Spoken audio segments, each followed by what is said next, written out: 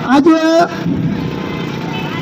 सकाफ़त जे ॾियारे ते गॾिथियुनि ॻाढ़ा गबरू घोटो सिंध ऐं सैयद जा आशिको जिए सिंधु देश जिए मुफ़क्कर अज़ीम साईं GM सैयद जिए शहीद बाबा बशीर खान कुरैशी।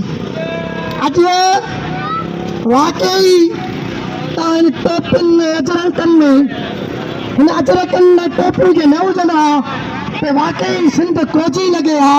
अॼु तव्हांजा अजरक ही तव्हांजे मथनि ते टोपियूं इहे वाज़े मौक़ूफ़ ॾियनि पियूं दुनिया खे त असां सिंधी कले ते क़ौम आहियूं।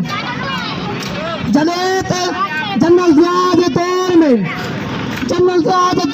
इहो ऐलान थियो हुयो ऐं TV चैनल ते इहो ऐलान कयो आहे त सिंधी माण्हुनि जी सकाफ़त रुॻो गॾाउण चाढ़ण ऐं उठ चाढ़ण जी आहे। त उते हिन क़ौम परस्तनि हिन सिंध जे आशिक़नि हिन सैयद जे आशिक़नि ॿुधायो त न असांजी सकाफ़त रुॻो गॾाए घोड़ो न आहे। असांजी सकाफ़त ही अजरक ही टोपी ही पटको ही कुआरी ऐं कॾहिं बि सिंध ते ॾुखियो वक़्तु आयो आहे सिर निभाइण असांजी सकाफ़त रही आहे। अॼु सिंध ते अॼु असां गो अफ़गानी गो जे नारे सां ही जेके रैली सकाफ़ती रैली कढी आहे छो त असां सम्झूं था असांजी सकाफ़त तॾहिं बचंदी जॾहिं असांजी धरती धारियुनि हमले आवारनि खां आजी हूंदी। अॼु असांजे सिंधी माण्हू ही अमीर सिंध जिनजी सीने में त मुंहिंजे कुदरत वारे बेपनाह मालियत जा जेके खज़ाना आहिनि सिंध खे ॾई छॾिया आहिनि। अॼु हुन सिंध जो माण्हू ॿिन वक़्त जी मानी लाइ परेशान आहे।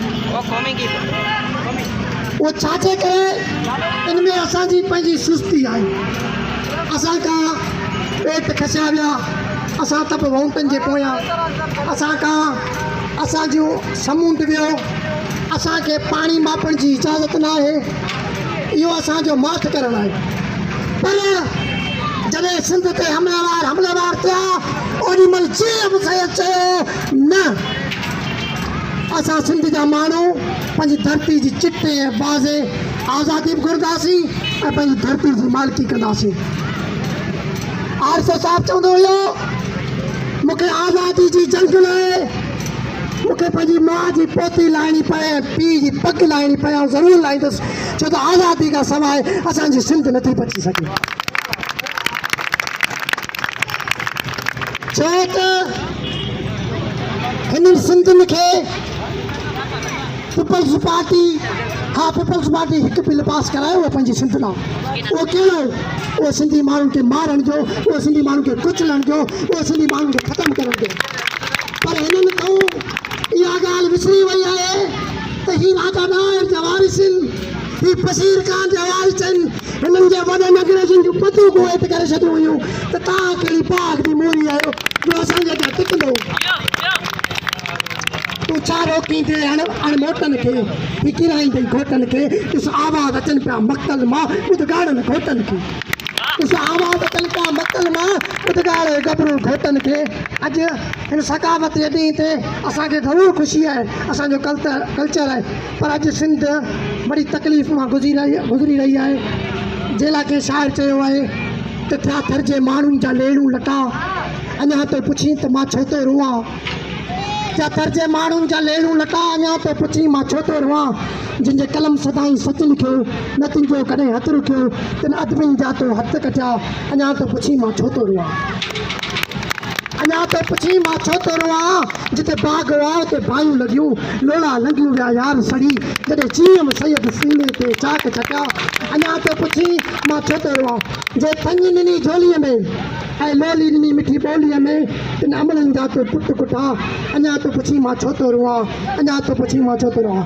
बाक़ी अफ़गानियुनि खे डिगड़ी जा अफ़गानी हुजनि चाहे सॼी सिंध जा अफ़गानी हुजनि हुननि खे असीं ॿुधाए था छॾूं त असां होशू मां आहियूं, असां हेमू कालाणी मां आहियूं, असां अफ़ज़ल पवर मां आहियूं। जंहिं लाइ मुंहिंजी माउ चयो हीउ त मुंहिंजो हिकिड़ो पुटु आहे, ऐं मुंहिंजा अञा ॿ टे पुट हुजां हा, हिन धरती जा निसार करे छॾां हा। चई धरती मिटी छा आहे? ऐं तव्हांखे ॿुधायां थो मिटी छा आहे। मिटी तव्हांजी मिटी हूंदी त मस्जिद हूंदी, मिटी हूंदी त मंदरु हूंदो, तॾहिं तव्हांजूं इबादतूं थी सघंदियूं। मिटी आहे त तव्हांजो महबूब आहे। आउं चवां थो जेको माइट कंहिंजे औलाद खे रोके थो सिंध जे मसइलनि में वञण खां, या जीअं सिंध खां रोके थो, उन औलाद ते इहो फर्ज़ु थो आहे ते त पंहिंजी माउ ऐं पीउ सां बग़ावत करे कारे झंडे जी छांव वठी चवे त तुंहिंजो देश मुंहिंजो देश सिंधू देश।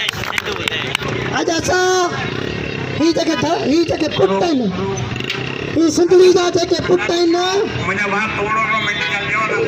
अॼु हीअ पंहिंजा सिर कुर्बान करण लाइ आया आहिनि।